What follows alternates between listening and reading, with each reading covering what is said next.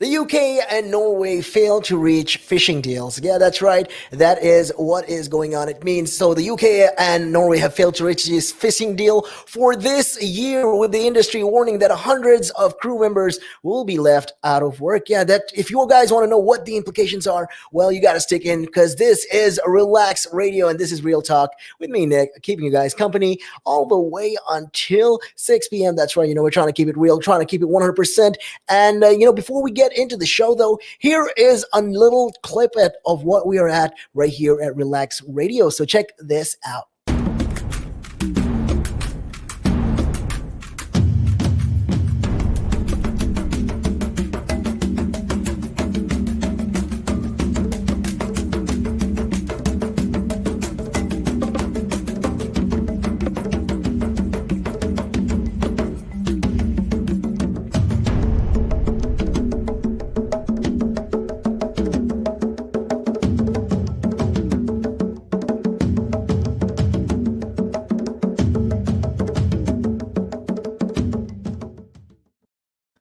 That's right. You guys can check us out on our webpage, which is www.relaxradio.net. And hey, we go always live on Facebook and Instagram. And make sure to check us out on Twitter as well. We're pretty big on there. We keep up to date with what is going on right now across the UK and across the globe. And hey, if you guys want to hit me up and you want to know what is going on and what this whole issue is about, or if you have your opinions of your own, well, hit me up and let me know. The numbers to do so are 07852 473 473. Those are the numbers. And also don't forget to download the app from the Apple App Store or the Google Play Store. Carry us all day, every day, 365, 24/7. That's right, And with what is going on right now, we were talking about all of these things in the UK, and Norway. Right now, they're having issues with their fishing problems. Yeah, that is what is going on right now in between, the UK and Norway, and it's crazy stuff right now. So apparently, this deal has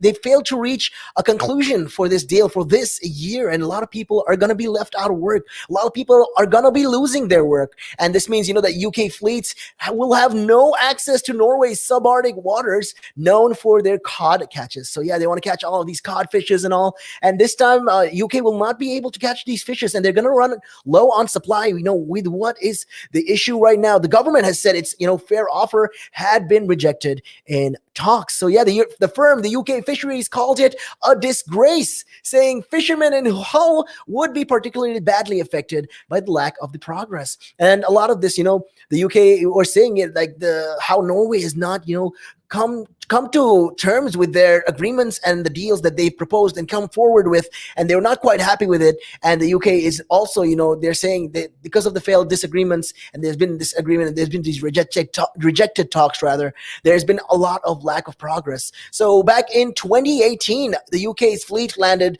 fish worth 32 million pounds in Norwegian waters. And this is all according to the government. So the government said, hey, we got this many fish, this much of fish in the Norwegian waters. So it just goes to show how much of income you can get from those sites, because the fishes are all over that place. The fish is very profoundly found in those areas. So this just goes to show why it's going to be such a big blow to the UK. So with the UK no longer part of the European Commission fisheries policy, it now deals directly with Norway, which is not an EU member state on fishing matters. Yeah, that's right. So back then it's because they were in the European Union, and they had these other common fishery policies and all of that would enable them to cross these borders and fish. And now they have to make direct deals with these countries and build better relationships with Norway. So the two countries agreed last year to a post-Brexit system of cooperation,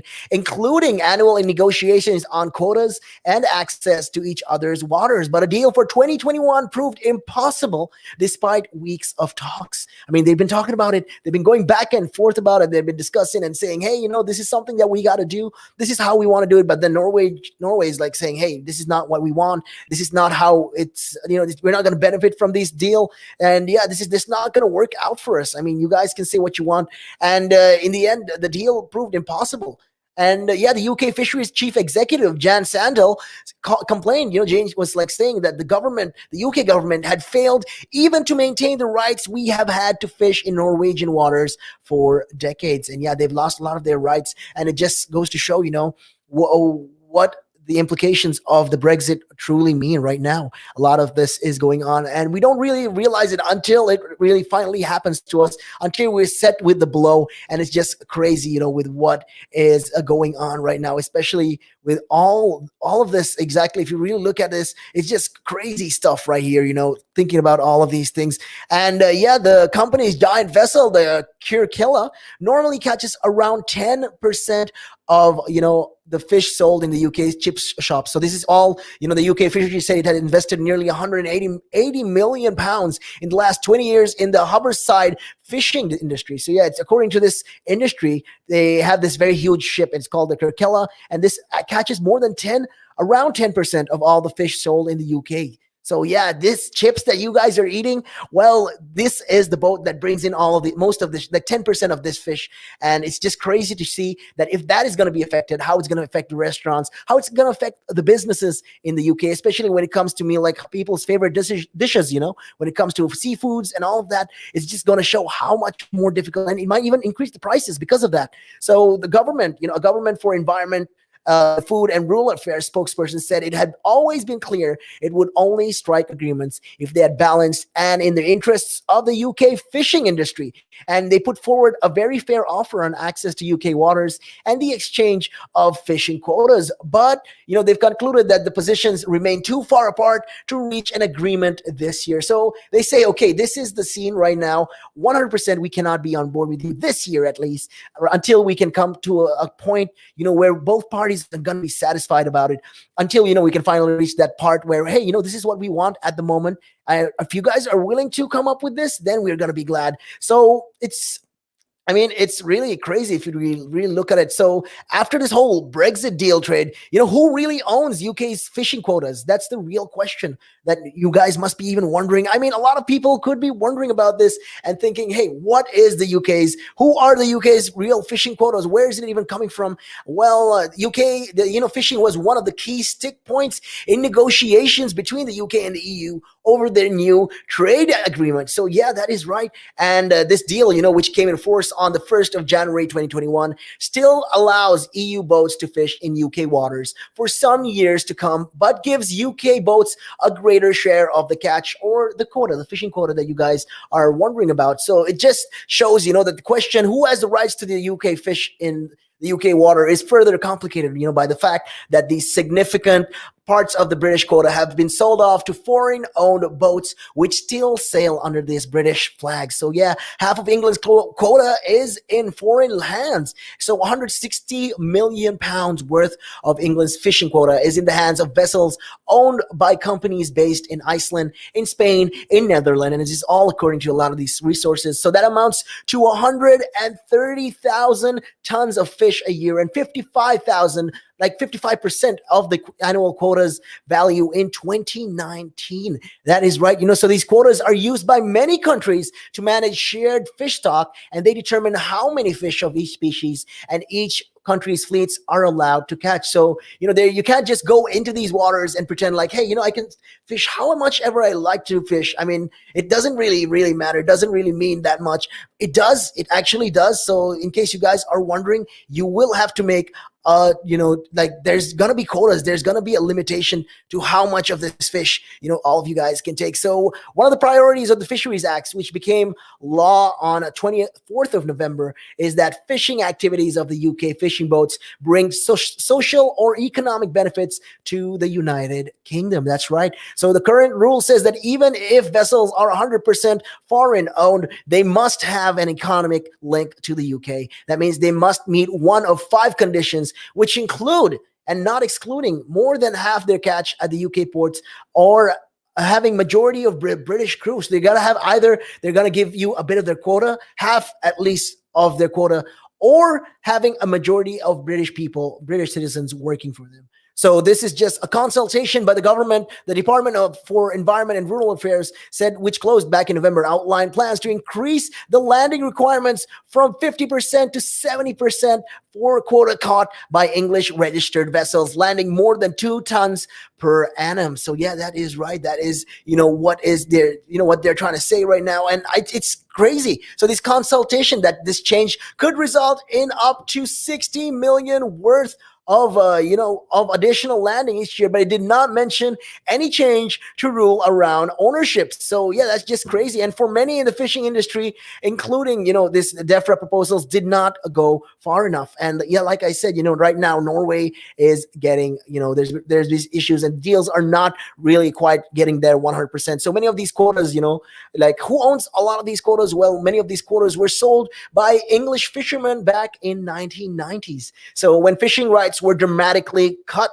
So this cod fishing, for instance, was almost entirely stripped for several years. I'm telling you, so many years, it was almost completely stripped out of the UK. And it's just showing, foreign companies then bought it up as a long-term investment. And, these experts say the quota market has been allowed to develop in unregulated way ever since. So there's a lot of this fisheries, especially when it comes to fishing, and the amount of fish, these countries can fish for is being, all of this is being, if you look at it, all of this is just, it's not being regulated properly. There's no proper body, regulating, monitoring all of this. And as fishing devolved policy, the way the quota is managed differs around the UK. So England and Wales, where majority voted for Brexit, have allowed foreign ownership of more than half their fishing quota. So in Wales, which is allocated a tiny share of the UK quota, the figure is high as 85% of the annual value. So most of it is held by one big industrial trawler. So yeah,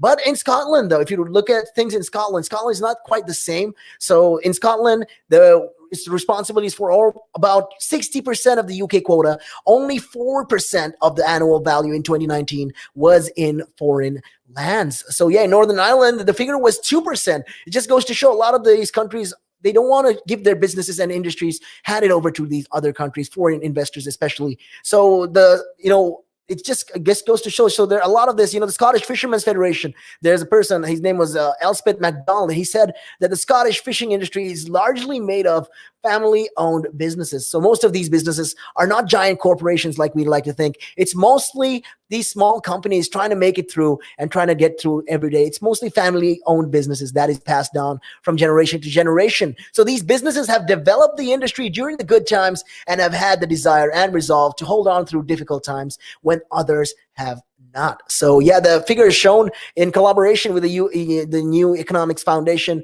reveal that a fifth of the annual value of the UK's overall quota is held by foreign-owned companies. So that the total annual value is just over 900 million pounds. Yeah, that's right, 900 million pounds. You heard me right. So if you look at things other, places elsewhere in Europe, especially, the levels of foreign ownership varies. So a lot of this varies accordingly. So in Belgium, the figure is about a quarter, but other EU countries have more stricter rules. So there's very little foreign ownership when it comes to France and Ireland, for example. And in two countries outside the EU that have big fishing fleets, Iceland and Norway, there is no foreign ownership at all. So when it comes to Iceland and Norway, they're under no one. They answer to no one when it comes to fishing because there's nobody that owns there's no owner for foreign ownership. It's mostly local. It's mostly got to do with their own countries. And that's just, all the talk right there and how the UK is depending on this. But a lot of people, like I said,